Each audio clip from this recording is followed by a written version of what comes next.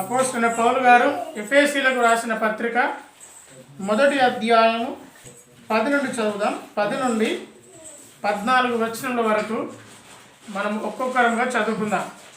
నేను 10వ వచనం చదువుతున్నాను. ఈ సంకల్పమును బట్టి పరలోకంలో ఉన్నవే గాని భూమి మీద ఉన్నవే గాని సమస్తమును క్రీస్తునందు ఏకముగా సమకూర్చవలనని తనలో తాను నిర్ణయించుకొనెను.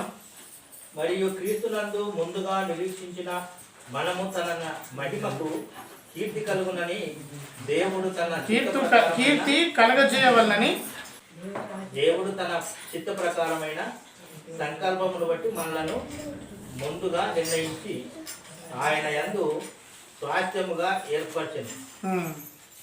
ఆయన తన చిత్తానుసారముగా చేసిన నిర్ణయం చొప్పున సమస్త కార్యములను జరిగించుతున్నాడు.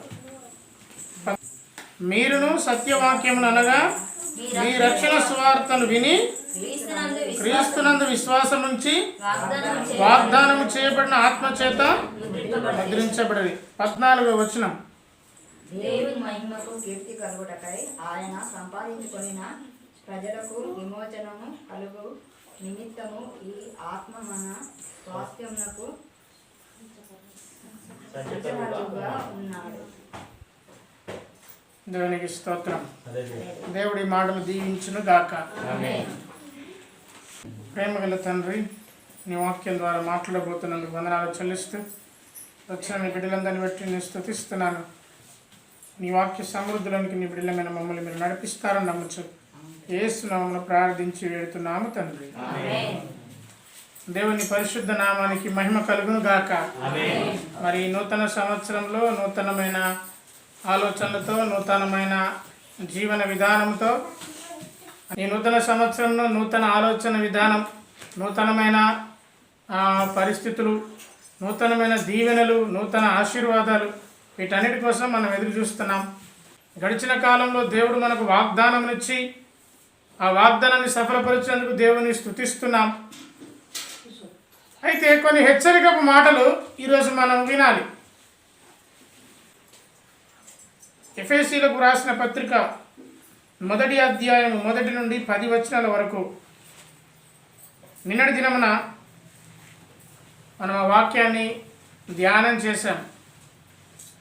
దేవుడు తన చిత్త ప్రకారము తన దయా సంకల్పం చొప్పున మనల్ని ఎన్నుకున్నాడు. ఆమేన్. దేవుని చిత్తంలో నీవున్నావు, దేవుని చిత్తంలో నేనున్నాను. దేవుని చిత్తంలో కనుక మనము లేకపోతే మనం ఇక్కడ ఉండేవాళ్ళము కాము. దేవుని చిత్త ప్రకారమైన ఆలోచన చొప్పున దేవుడు మనపైన దయను చూపించాడు, మనపైన తన కృపను చూపించాడు. పరలోక సంబంధమైన ఆశీర్వాదాలను మనకు సమృద్ధిగా అనుగ్రహించి దేవుని పిల్లలమనే అధికారమును మనకు దేవుడు ఇచ్చాడు. దేవునికి స్తోత్రం. కాబట్టి మనము దేవుని పిల్లలం ఎప్పుడుమయ్యామో అప్పుడు దాసులం అంటే పనివారం కాకుండా వారసులమయ్యాం. దేవుడు మనల్ని ఎందుకు ఏర్పరచుకున్నాడంటే ఫలించడానికి ఏర్పరచుకున్నాడు. ఆదాము హవ్వలతో దేవుడు ఇచ్చిన మాట ఏంటి? దేవుడు చేసిన నిబంధన ఏంటి? ఓ ఆదాము హవ్వ, మీరు భూమి మీదకి వెళ్ళి ఫలించి అభివృద్ధి పొంది విస్తరించండి. కాబట్టి దేవుడు మనల్ని ఎందుకు ఏర్పరచుకున్నాడు? తన దయా సంకల్పం చొప్పున, తన కృప చొప్పున ఎందుకు ఏర్పరచుకున్నాడు అంటే మనము ఫలించడానికి దేవుడు ఏర్పరచుకున్నాడు. ఎప్పుడైతే ఫలింపులేని జీవితాన్ని, ఫలింపులేని జీవన విధానాన్ని కలిగి ఉంటామో, ఇప్పుడే గొడ్డలి చెట్టు వేరున ఉంచబడి ఉంది, తీగలలో పనికి రాని తీగను ఆయన తీసి పారవేసి అగ్నికి కాల్చివేస్తాడు. ఎప్పుడైతే మనము దేవుని యొక్క కృప మనకు తోడుగా ఉందో, ఆయన చిత్తంలో మనం ఉన్నామో, మనకు ఒక గ్రహింపు ఉంది. మనము క్రీస్తుతో కూడా లేపబడ్డ వారము. క్రీస్తు అయితే ఎప్పుడు మన పాపముల నిమిత్తము మరణించాడో, తిరిగి ఆయన లేవడం ద్వారా ఆయన యొక్క ఆశీర్వాదాలు మనం పొందుకున్నాం. ఇప్పుడు ఈరోజు మనము ఆయన సంకల్పమును బట్టి 10వ వచనంలో ఆయన సంకల్పమును బట్టి, ఈ సంకల్పమును బట్టి పరలోకమందు ఉన్నవే కానీ భూమి మీద ఉన్నవే కానీ సమస్తమును క్రీస్తునందు ఏకముగా సమకూర్చవలనని తనలో తాను నిర్ణయం చేసుకున్నాడు. సమస్తము కూడా క్రీస్తునందు సమకూర్చబడుతుంది. 1 కొరింథీ పత్రిక 3వ అధ్యాయం 22వ వచనం. కొరింథీయులకు రాసిన 1 పత్రిక 3వ అధ్యాయము 22వ వచనం. పౌలైనను అపోలో అయినను కేఫా అయినను లోకమైనను జీవమైనను మరణమైనను ప్రస్తుతమందు ఉన్నవైనను రాబోవైనవు సమస్తమును మీవే. చూడండి, ఇక్కడ దేవుని సేవకుల గురించి మాట్లాడుతున్నాడు. పౌలైనా అపోలో అయినా కేఫా అయినా ఈ లోకమైన, మీరు జీవించి ఉన్నా మీరు మరణించి ఉన్నా ప్రస్తుతమందు ఏమి ఉన్నా మనకు ఏమి లేకున్నా సమస్తము కూడా అది మనది. దేవుడు ఈ సమస్తాన్ని మన కొరకే నిర్ణయించాడు. ఈ సమస్తాన్ని మన కొరకు నిర్ణయించినప్పుడు ఆ సమస్తము మనం అనుభవిస్తున్నాము. ఆ సమస్తాన్ని మనము క్రీస్తునందు సమకూర్చుకున్నప్పుడు ఇప్పుడు 11వ వచనం.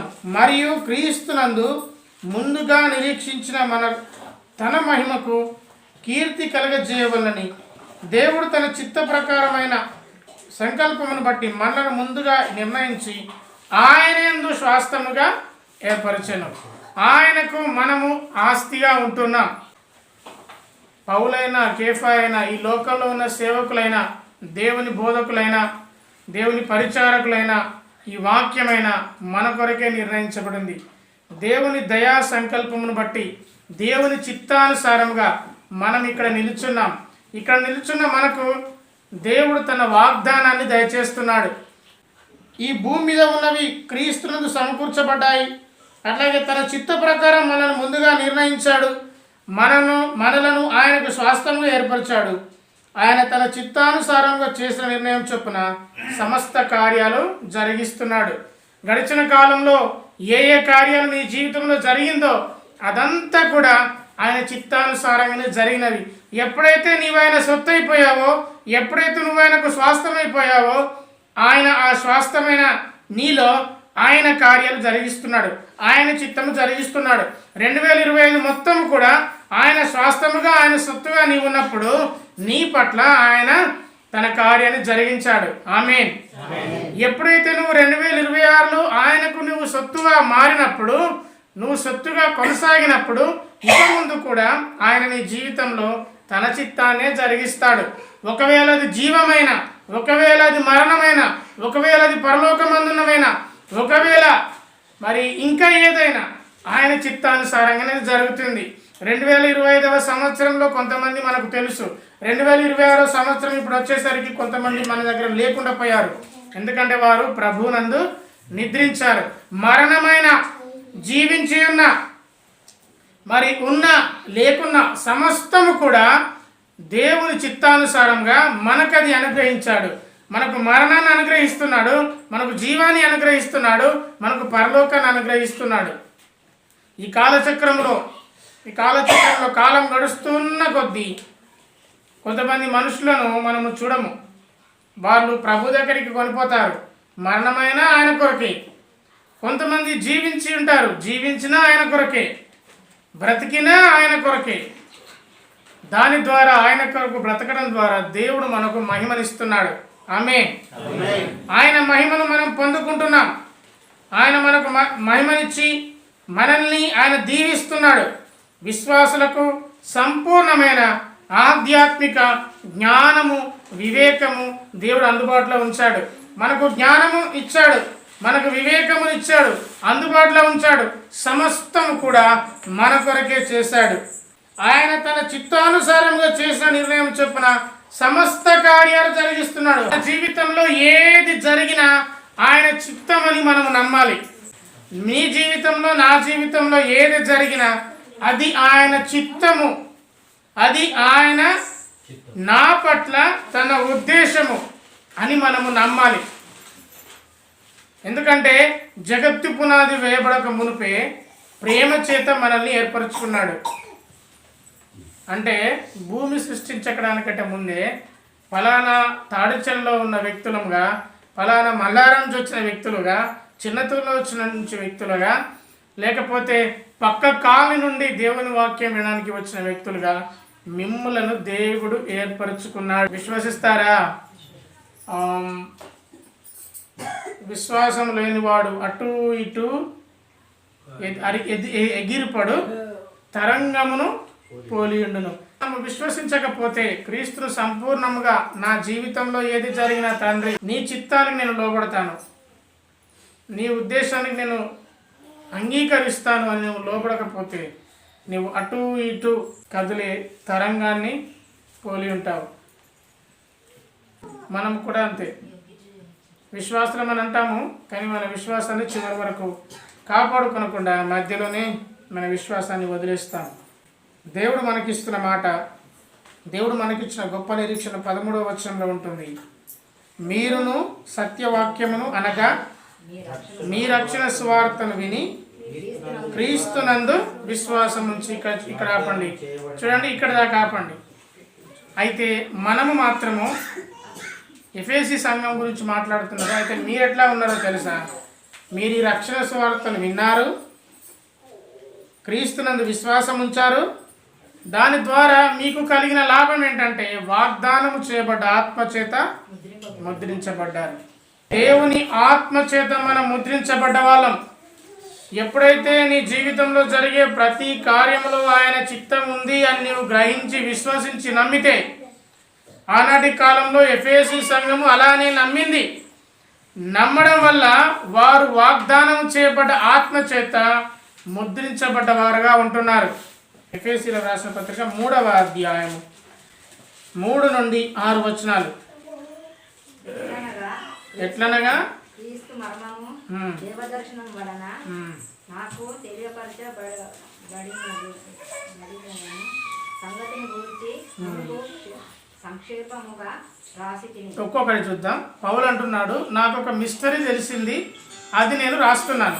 మీరు దానిని చదివిన ఎడల చూడండి, ఒక నిమిషం. పౌలు గారు అంటున్నాడు, నాకు ఒక మిస్టరీ తెలిసింది, నాకు ఒక రహస్యం తెలిసింది, ఆ రహస్యాన్ని నేను పత్రికలో రాశాను, ఆ పత్రికను నేను మీకు రాసి పంపుతున్నాను. ఒకవేళ మీరు దాన్ని చదివిన దాన్ని బట్టి ఆ క్రీస్తు మర్మమును గురించి నాకు కలిగిన జ్ఞానము గ్రహించుకొనగలరు. దేవుని చిత్తానుసారంగా మనం బ్రతికినప్పుడు, దేవుని చిత్తము బయలుపాటు మనకు కలిగినప్పుడు మనము జ్ఞానం పొందుకుంటాం. పౌలు అదే పొందుకున్నాడు. ఆ మర్మం ఇప్పుడు ఆత్మమూలముగా దేవుని పరిశుద్ధులకు, అపోస్తలులకు, ప్రవక్తలకు బయలుపరచబడి ఉన్నట్టుగా పూర్వకాలమందు మనుషులకు తెలియపరచబడలేదు. ఆ మర్మం ఏంటంటే, ఆ మిస్టరీ ఏంటంటే నేను రాస్తున్నాను, అన్యజనులు సువార్త వలన క్రీస్తు యేసునందు యూదులతో పాటు సమాన వారసులు, ఒక శరీరం మందలి సాటి అవయవములు, వాగ్దానములో పాలివారు. దేవుని బిడ్డలంగా ఇశ్రాయేలీయులతో పాటు మనము సమానమైన వారసులమని ఆ వాగ్దానాన్ని, ఆ మర్మాన్ని పౌలు గారికి దేవుడు బయలుపరిచాడు. అందరము ఆయన వాగ్దానంలో పాలివారము, ఆయన స్వాస్థ్యంలో మనం పాలివారము అనే విషయాన్ని జ్ఞాపకం చేస్తూ అంటున్నాడు. మీరు ఎప్పుడైతే అన్యులైన మీరు ఆయన స్వార్థను అంగీకరించి విని మీరు ఆత్మచేత ముద్రించబడ్డారు, ఆత్మచేత ముద్రించబడ్డారు, దేవుని మహిమకు కీర్తి కలుగుటకై ఆయన సంపాదించుకున్న ప్రజలకు విమోచనము కలుగున నిమిత్తము ఈ ఆత్మ మన స్వాస్థ్యమునకు సంచకరువుగా ఉన్నాడు. ఆయన మనకు గ్యారంటీగా ఉన్నాడు. ఆయన మనకు షూరిటీ ఇస్తున్నాడు, మనకు వాగ్దానాలు ఇస్తున్నాడు. ఆ వాగ్దానపు జీవితంలో మనల్ని ఫలింపజేస్తున్నాడు. దేవుడి కృప మనకు దయచేయను గాక. మనము ఆత్మచేత ముద్రించబడ్డ వాళ్ళము. ఆత్మదేవుడే మనకు సంచకరువుగా ఉన్నాడు. మనకు విమోచనము కలుగు నిమిత్తము ఆత్మ మన స్వాస్థ్యమునకు సంచకరువుగా ఉన్నాడు. స్వాస్థ్యమును స్వాస్థ్యముగా దేవుడు మనకి ఇచ్చాడు. ఆత్మను మనకు ముద్రించాడు. వాగ్దానం చేయబడ్డ ఆత్మచేత మనం ముద్రించబడ్డాము. ఆత్మ మనకు సంచకరువుగా గ్యారంటీగా ఉన్నాడు. దేవుడి కృపను మనకి ఇచ్చాడు, అనుగ్రహించాడు. రాబోతున్న దినాల్లో ఏది జరిగినా 2025లో ఎన్నో జరిగినాయి, ఎన్నో అనుభవాలు మనకున్నవి, ఎన్నో నష్టాలు ఉన్నవి, ఎన్నో ఇబ్బందులు ఉన్నవి. రాబోతున్న దినాల్లో కూడా ఇంకేదో ఇబ్బంది ఉండొచ్చు, మనం ఆలోచించుకుంటుండొచ్చు. ఏది జరిగినా అది జీవమైన, మరణమైన, దేవుని వాక్కైనా, సమస్తమును మన కొరకే నిర్ణయించబడినవి. నిన్నటి దినంలో మనం చూసుకున్నట్టుగా దేవుని ప్రేమించే వారికి ఆయన సంకల్పం చొప్పున పిలువబడిన వారికి ప్రతి కార్యం కూడా మేలు కొలగటకే సమస్తమును సమకూడి జరుగుచున్నవి. అది నమ్ముదాం. ఈ 2026వ సంవత్సరము ఆశాజనకమైన సంవత్సరంగా, ఆశీర్వాదాలు పొందే సంవత్సరంగా మనకుండును గాక. ఆమేన్.